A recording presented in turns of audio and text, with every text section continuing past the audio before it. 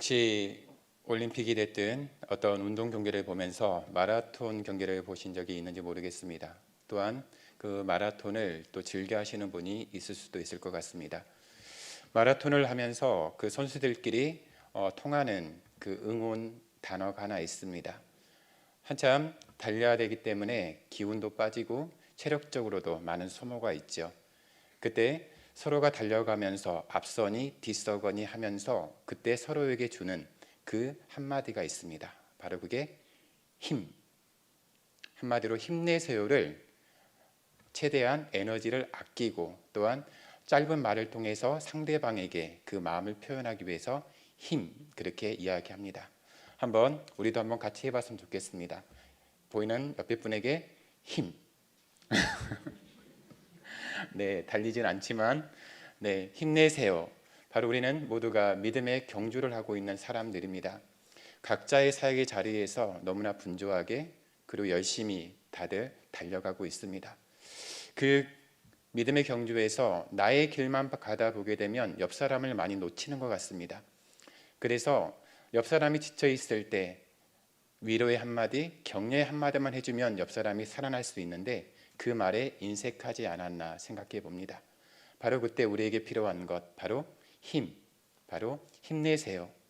옆에 사람들에게 힘내세요를 이야기할 수 있는 우리 모두가 되기를 바랍니다. 제가 은광교회에 부임하고 나서 참 많은 사역들을 감당하게 되었는데 그 중에 단연코 1위 자리를 지키고 있는 사역이 있습니다. 바로 그 사역은 장례 사역입니다. 교회 부임하고 나서부터 얼마 되지 않아서 교회장들이 계속 이어졌습니다. 그것도 교회장이기 때문에 3일, 길게는 4일의 그 여정을 그 장례를 신경 쓰며 준비해야 됩니다. 그런데 그런 장례들이 몰아서 휘몰아쳤습니다. 3교구를 맡았을 때도 그랬고 교구를 마쳐서 2교구를 변경해서 왔는데 기다렸다는 듯이 또한 그 교회장들이 몰려왔습니다. 그때 한 예화가 생각이 났습니다. 신학교 다닐 때 교수님과 이야기할 때 그 잠깐 나왔던 이야기인데요. 교구 사역자들이 그 교구를 맡으면서 절대 듣지 말아야 할 별명이 있다. 애칭이 있는데 그게 뭐냐면 바로 저승사자입니다. 바로 자기가 그 교구를 담당하고 가게 되면 모두가 죽어나가는 겁니다. 그래서 우스갯말 삼아서 여러분은 교구를 맡더라도 절대 저승사자의 별명을 얻으시면 안 됩니다. 이렇게 이야기했거든요. 그런데 사역을 하면서 저는 장례를 참 많이 치렀거든요. 저는 달리 생각했습니다. 저승사자, 우리 그 문화적인 그런 것에서 비롯된 단어인데요. 거기에 국한된 게 아니라 저는 오히려 내가 오기를 기다렸구나. 그렇게 생각하기 시작했습니다. 그래서 그 한 분 한 분의 장례를 준비하면서 그분의 믿음의 삶을 볼 수 있는 시간을 가졌고 또한 그 장례 일정 가운데 유가족들에게 그 마음을 특별히 하나님의 위로를 전하는 시간을 가졌던 것 같습니다. 특별히 이 장례의 이 문화 속에서 그 어떤 누구도 부인할 수 없는 사실이 있습니다. 장례 앞에서는 모두가 엄숙합니다. 진지합니다. 믿음이 있든 없든 그리고 그 사람이 장례를 치르는 당사자가 됐든 또 유가족이 됐든 또 방문객이 됐든 모두 다 하나 할 것 없이 전부 다 그 상황 가운데 진지합니다. 그리고 그 죽음 앞에서 죽음을 애도하고 또한 유가족들을 위로하죠. 바로 그 상황 가운데 우리는 특별히 저는 그 상황을 전도의 장으로 많이 사용합니다. 보통 신앙을 가지고 있는 많은 분들이 그 자리에 있기도 하지만 이와 반면에 신앙을 가지고 있지 않는 분들이 의외로 많이 계시다는 사실 때문입니다. 그분들에게는 복음을 들을 시간이 그리 많지는 않습니다. 그래서 그분들에게 그 짧은 시간 누구도 그 자리에서 벗어날 수 없습니다. 반드시 들어야 될 수밖에 없는 상황입니다. 그때 저는 복음에 대한 이야기를 풀어나갑니다. 그리고 그 짧은 시간이지만 그 죽음을 통해서 그 장례를 통해서 예수님의 그 복음을 영접했으면 좋겠다는 간절한 마음을 갖고 사역에 임합니다. 오늘 우리는 사도 바울에 대한 이야기를 나누려고 합니다. 사도 바울은 죽음을 앞두고 이제 마지막 편지를 쓰게 되는데요. 그 편지가 바로 오늘 본문의 디모데 후서입니다. 당시 바울은 로마의 감옥에 갇혀 있는 죄수의 신분입니다. 언제 사형장으로 끌려갈지 모르는 그런 절박한 상황이지요. 하지만 바울의 영적인 시선은 하나님과 예수 그리스도를 향해 고정되어 있습니다. 그리고 자신의 죽음을 생각하며 사랑하는 목회 후배인 바로 디모데에게 유언과 같은 마지막 편지를 써 내려가고 있습니다. 바울은 자신이 가야 할 때를 알고 있었습니다. 그곳에 가면 더 구체적으로 가야 할 곳이 어디인지를 알고 있었고, 그곳에 가면 어떤 일들이 펼쳐질지도 분명하게 아는 사람이었습니다. 이영기 시인의 낙화라는 시가 있습니다. 그 낙화의 시의 한 절은 이렇습니다. 시작은 가야 할 때가 언제인가를 분명히 알고 가는 이의 뒷모습은 얼마나 아름다운가. 이렇게 그 시는 시작하고 있습니다.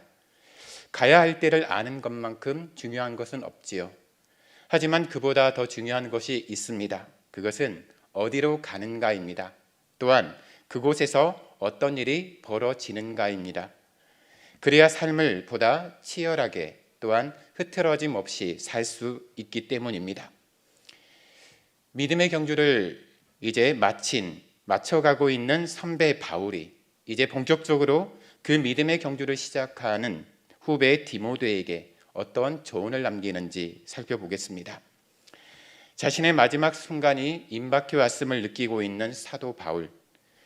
그는 계속해서 믿음의 경주를 해야 하는 디모데에게 매우 엄숙하게 권면하고 있습니다. 세상적인 여러 가지 부탁이나 염려를 전한 것이 아닙니다. 그리스도인으로서 이 땅에서 해야 할 사명들을 잘 감당할 것을 부탁하고 있습니다. 그렇게 디모데에게 부탁하는 임무는 매우 단순하고도 선명합니다. 말씀을 전파하고 가르치라. 바로 전도자의 삶을 살아가라는 것입니다. 그 이유는 거짓된 스승들이 점점 더 많아질 것이기 때문입니다. 복음을 부지런히 전한다 해도 항상 효과적으로 열매를 맺지 못한다는 사실, 그것은 사도 바울이 누구보다도 더 잘 알고 있었습니다. 때를 얻든지 못 얻든지 복음을 전하는 데 항상 힘쓰라. 이 사도 바울의 권면은 바울처럼 복음 전도에 있어서의 최고의 전문가라고 할 수 있죠.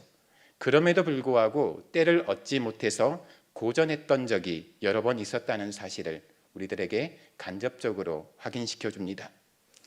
그러므로 인내하며 복음 전하기를 항상 힘쓰고 결코 포기하지도 말고 게을리하지도 말라는 의미에서 오늘의 이 이야기를, 이 권면을 해 나가는 것입니다.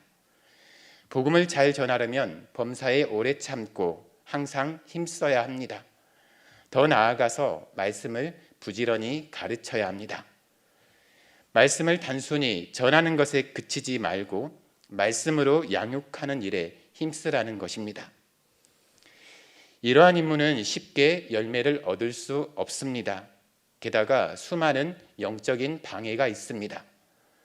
그렇기에 바울은 이 임무를 완수해야 하는 디모데에게 범사에 오래 참고 모든 일에 신중하고 고난받기를 두려워하지 말라라고 지금 권면합니다. 바울은 죽음의 순간을 앞둔 그 시간, 그 마지막까지 가장 중요한 핵심 가치를 잃지 않았습니다. 말씀을 전파하라.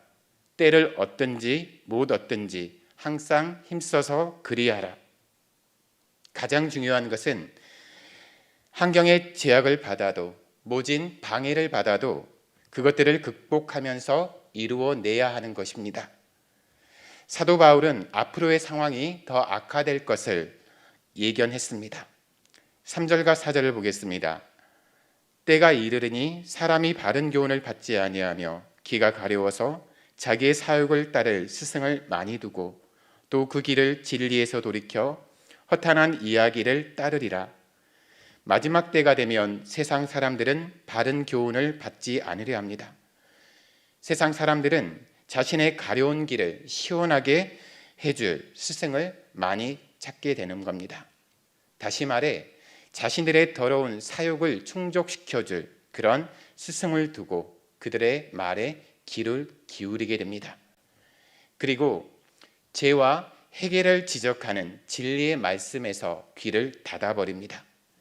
오히려 그것보다는 일확천금을 노리는 것과 같은 허탄한 이야기에 귀를 열고 오히려 그 마음이 좁고 있음을 느끼게 됩니다. 왜 이런 지경이 됩니까? 바로 자신이 저지른 악행 그리고 그 욕심을 합리화시키기 위해서입니다. 그래서 그럴듯한 통계와 또한 부정적인 데이터까지 악용하게 합니다. 심지어 전문가들의 조언도 받습니다. 이러한 악이 조직화될수록 말씀을 전파하는 것은 너무나 어려워집니다. 왜냐하면 그들은 이미 귀를 닫아버렸고 그 마음의 문을 닫은 상태이기 때문입니다. 바울은 이러한 이유로 때를 얻든지 못 얻든지 복음을 전하는 일에 항상 힘쓰라고 지금 말하고 있습니다. 2000년 동안이나 예수님은 다시 오시지 않으셨습니다. 그 까닭에 우리도 예수님의 재림에 대해서 무감각해져 있지는 않은지 모르겠습니다. 이전만 하더라도 복음 전도에 대한 열의가 굉장했었습니다. 서로 전도하려고 애썼고 또한 복음을 전하기 위해서 그들의 삶의 자리에서 그 열심을 다했습니다. 그런데 언제부터인가 전도하는 것도 쉽지가 않고 또한 그 세상 속에서 살아가는 곳조차 자신의 믿음을 지켜나가는 것조차가 쉽지 않은 세대가 되어버렸습니다. 그러나 우리 예수님은 분명히 다시 오십니다. 그렇기에 우리가 때를 얻든지 못 얻든지 복음 전도하는 일 그리고 우리에게 주어진 이 믿음의 경주를 감당하는 일에 힘써야 합니다.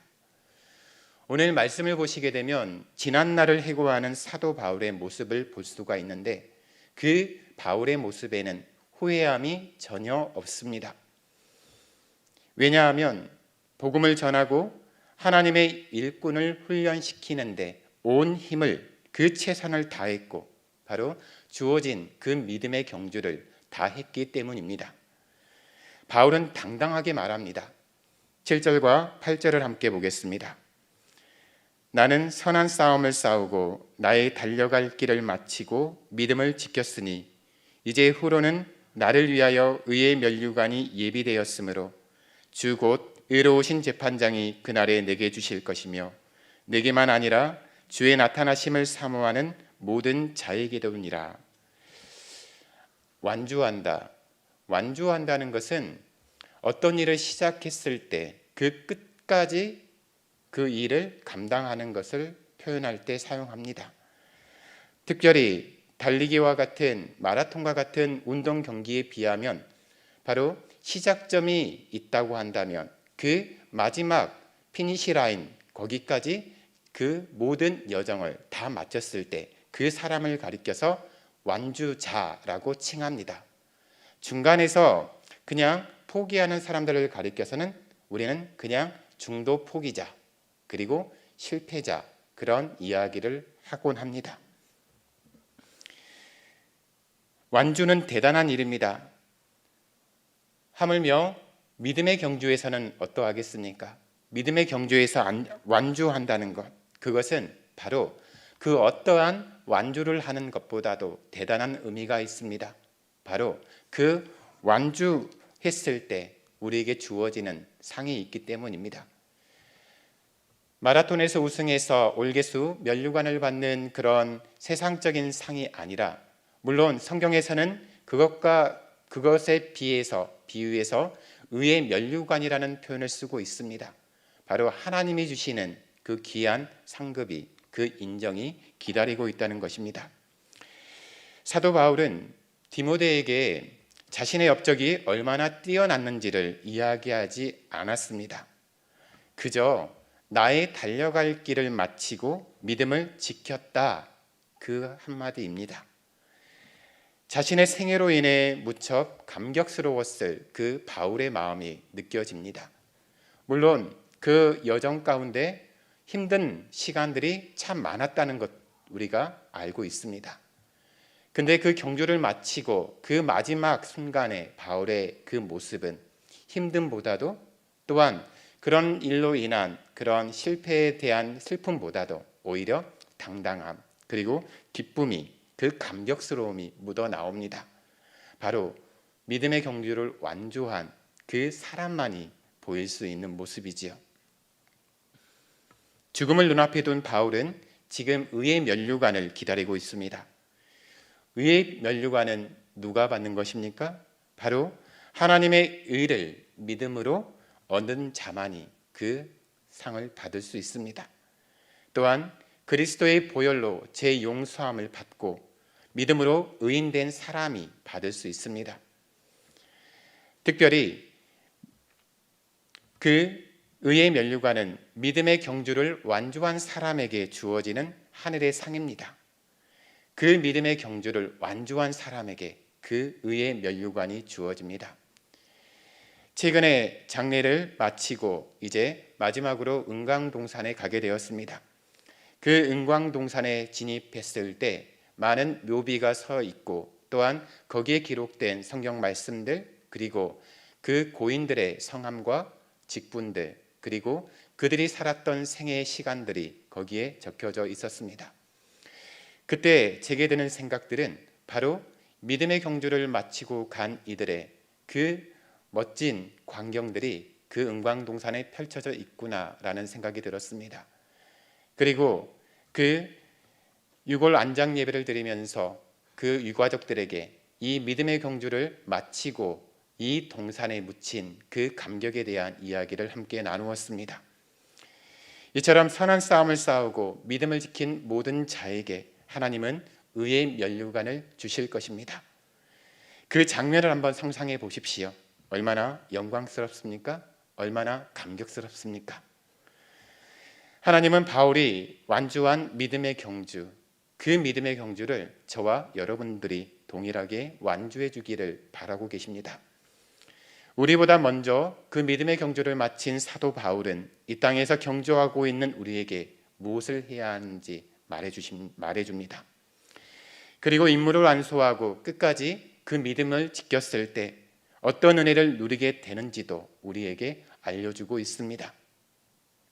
사도 바울은 분명히 알고 있었습니다. 그래서 나는 선한 싸움을 다 싸우고 나의 달려갈 길을 마치고 믿음을 지켰다라고 그 확신에 찬 그 당당한 이야기를 디모데에게 또한 오늘 예배하는 저와 여러분들에게 말하고 있는 것입니다. 우리가 싸워야 할 싸움은 믿음의 선한 싸움입니다. 악한 영과의 싸움입니다. 또한 우리 예수 그리스도를 위한 싸움입니다. 오늘날 많은 신앙인들이 바로 이 믿음의 경주에서 완주하지 못하고 있다는 사실은 우리가 잘 알고 있습니다. 많은 사람들이 그 믿음의 여정에서 벗어납니다. 그리고 지쳐서 그 자리에 풀썩 주저앉습니다. 그때 필요한 게 있습니다. 함께 그 경주에 임하는 우리들이 바로 힘내세요라고 한마디 해주는 그 따뜻한 위로와 격려입니다. 바로 그때 그 이야기를 통해서 나도 힘을 내서 뛰어갈 수 있고 또한 주저앉은 그 사람도 그 격려를 듣고 다시 힘을 내볼 그런 기운을 얻게 됩니다. 우리는 실족하거나 불미스러운 일로 도중 하차하는 일이 없도록 우리 스스로 잘 그 모든 일들을 해 나가야 합니다. 특별히 그 모든 일 가운데 예수 그리스도를 굳게 붙잡아야 합니다. 나의 힘으로 그 경주를 하려고 하면 반드시 중도 하차할 수밖에 없습니다. 왜냐하면 우리는 연약한 사람이기 때문입니다. 하지만 우리 마음속에서 우리에게 감당할 믿음과 또한 그 상황 가운데 하늘의 힘을 공급해 주시는 하나님을 의지할 때 우리는 다시 한번 그 자리에서 일어서 그 경주를 갈 수가 있습니다. 운동선수들이 메달을 받기 위해서 땀 흘리고 절제하며 훈련하는 모습을 우리는 많이 보게 됩니다. 그들이 여러 그런 감정들을 잠깐 억누르고 힘들어도 참고 그 훈련의 시간을 매진할 수 있는 이유는 바로 메달을 따기 위한 그 뜨거운 집념이 있기 때문입니다. 그리고 그 메달을 받았을 때 그 얻게 될 영광, 그리고 그 기쁨을 그들은 상상하면서 그 힘겨운 훈련의 시간들을 이겨낼 것입니다. 우리 모두에게는 분명히 마지막 끝이 있습니다. 우리는 그 마지막이 진짜 마지막이 아니라 그 이후에 의의 면류관이 있다는 사실을 오늘 분명히 확인했습니다. 우리도 그런 의의 면류관, 바로 하나님의 칭찬과 그 영광을 기대한다고 한다면 이 땅에서의 그 어떤 것보다도 바로 그 다른 상급이 아쉽지 않을 정도로 우리는 그 의의 면류관을 받고 사모하는 일, 거기에 매진해야 합니다. 복음을 전하는 일도 쉽지 않습니다. 그리고 우리가 가지고 있는 이 믿음의 경주에서 우리를 향한 그 믿음을 가지고 걸어가는 하루하루의 시간도 녹록치는 않습니다. 하지만 수고는 언젠가 끝이 납니다. 무엇을 바라보느냐에 따라 우리는 그 상황 가운데 힘을 낼 수도 있고 또한 포기하고 주저앉을 수도 있습니다. 우리가 바라보아야 하는 것은 바로 사도 바울이 그랬던 것처럼 자신과 늘 함께하는 예수 그리스도, 그리고 자신을 그 믿음의 경주에서 끝까지 완주하게끔 도와주는 바로 그 예수님을 붙잡는 것입니다. 오늘 이 믿음의 경주에서 안주한 사도 바울이 그 사랑하는 그 믿음의 후배인 디모데에게 이 마지막 편지를 쓰고 있지만 바로 시공간을 초월하여서 오늘 이 시간 저와 여러분에게도 동일하게 이야기하며 그 편지의 글을 나누고 있습니다. 우리는 오늘 하루를 살아갈 때도 또한 주어진 그 시간들을 살아갈 때 우리는 힘을 내야 됩니다. 예수님 안에서 힘을 내야 합니다. 무엇보다도 믿음의 경주에서 우리가 중도 포기하지 않고 완주하는 삶을 사시길 바랍니다.